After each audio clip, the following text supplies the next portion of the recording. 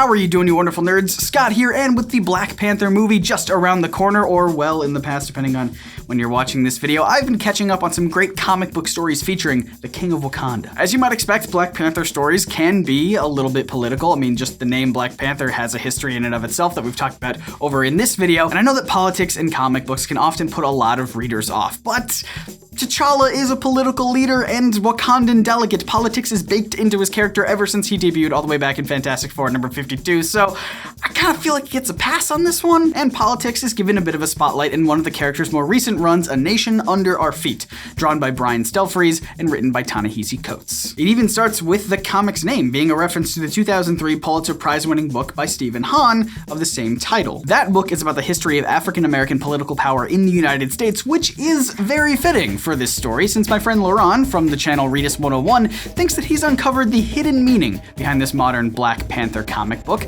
relating it to a different real world. Real world. Listen to that voice. Relating the character to a different real world leader. Take it away, Laurent.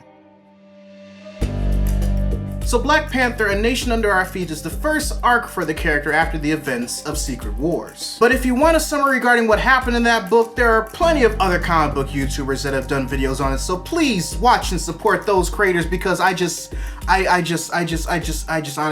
honestly don't have the patience. But in case you didn't read the event stories leading up to A Nation Under Our Feet, the story does a good job summarizing everything that's happened to Wakanda, its people, and how everything leading up to this point has affected the relationship between the Wakandans and T'Challa, their king. So much that there's talk and acts of revolution on multiple ends, some well-meaning and others power-hungry, which, given the circumstances, makes complete sense. Dr. Doom, Namor, and Thanos collectively did a lot to Wakanda, and some Wakandans just don't believe in the monarchy anymore, despite who T'Challa is and what he represents to the nation. Writer Ta-Nehisi Coates does a great job deconstructing both T'Challa's struggle regarding what Wakanda needs him to be, while also displaying how tired the people of Wakanda have become. He goes through his own journey trying to regain the trust of the Wakandan people after losing so much from the three aforementioned villains. The topic of whether T'Challa wants to be a king or a hero is brought up multiple times over the course of the arc as a result, suggesting that while the two share similarities, they are in no way the same. And when presented with the group of villains with the ability to amplify people's inner rage and hatred, to take advantage of a Wakanda in revolt and on the edge of civil war, T'Challa has to figure out what kind of leader he has to be and what type of nation Wakanda needs to be.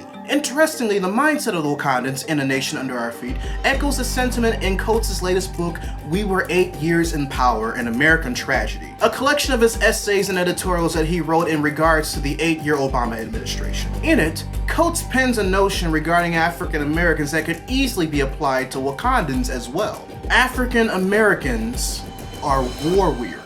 I mean, you are not wrong, sir. Nevertheless, this had me wondering just how similar his thought process was in regards to writing his first Black Panther arc versus writing his latest philosophical work. And I found some very interesting parallels between what T'Challa is going through in this story versus what had to be endured by former President Barack Obama. Like Barack Obama, T'Challa was brought up in a place of privilege. It's the type of privilege that allows him to see the world in a different light than either the fictional Wakandans or any of us in real life, and Coates helps makes it clear. T'Challa is one of the 8 smartest people on Earth in the Marvel Universe, and is considered a genius in advanced technology and physics, as backed up by his degree in Oxford University. With that, along with all of his knowledge as a strategist and a politician, his physical abilities, which includes raw strength that's enhanced either technologically, magically, or both simultaneously, and pretty much every Marvel event that he participated in that either directly or indirectly affected Wakanda, it's pretty much blurred his perspective regarding the differences between being a hero and being a king,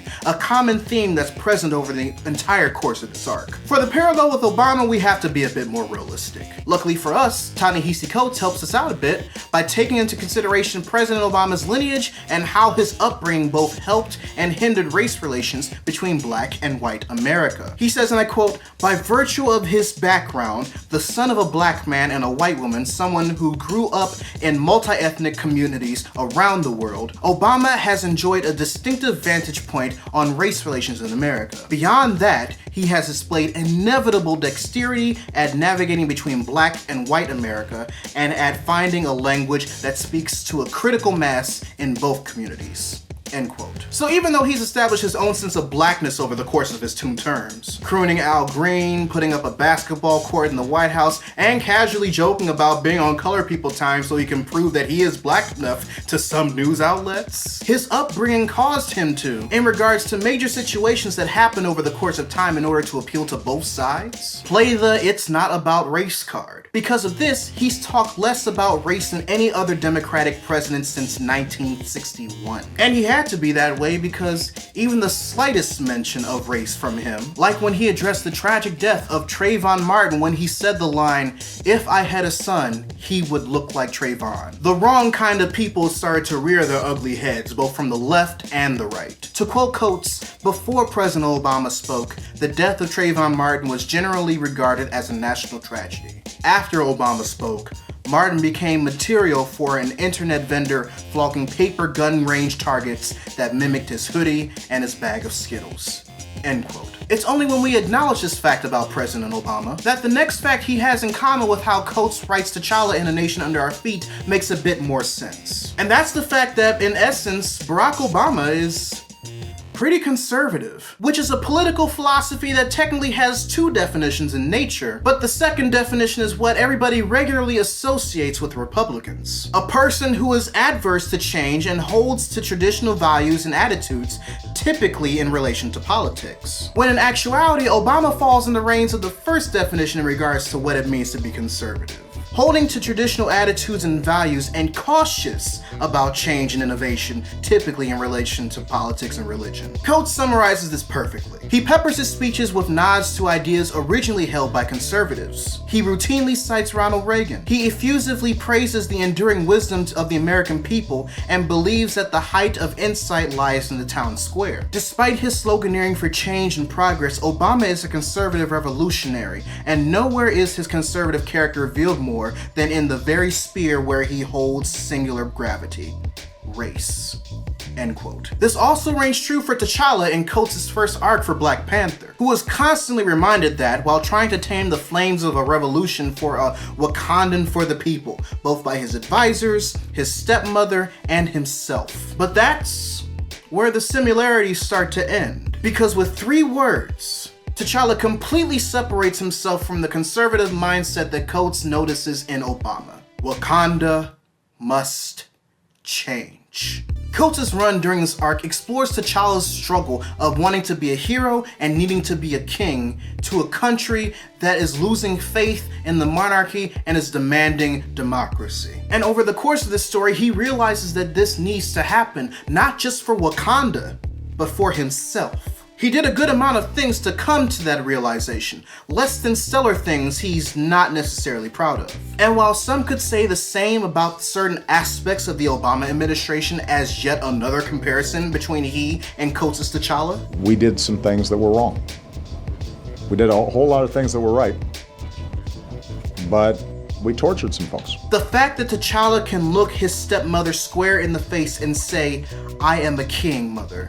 Nothing can change that, but I will not be a tyrant," says so much. In answering a fan letter at the end of issue 6, Coates says that this arc was the story he wanted to read when he was a kid and the story he wants to read now. And after seeing that answer, it makes me think that the reason why there's only so much of a parallel between Coates' take on T'Challa and how he views Barack Obama is because his vision of T'Challa is the Barack Obama he's always wanted. A convicted, yet flawed human being, rooted in what makes him culturally black and capable of expanding the imagination that the dream of becoming a non-white president is no longer a myth, while at the same time truly open and capable of understanding that in many ways, America, like Wakanda, must change.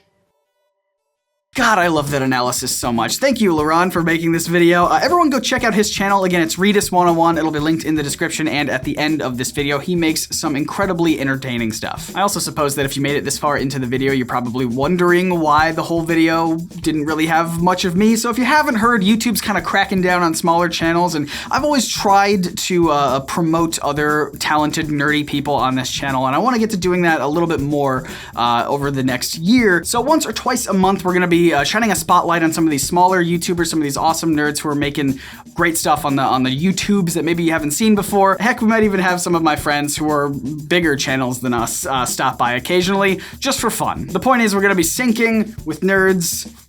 That's the name, that's the whole... You get it. So yeah, go check out Laurent's channel. It's Redis101. You can click in the description or click or tap right here on screen right now to see his video about how the Ant-Man and Wasp franchise is kind of like the filler of the MCU. It's a really interesting video. Definitely go check it out. My name is Scott, reminding you to read between the panels and grow smarter through comics. See ya.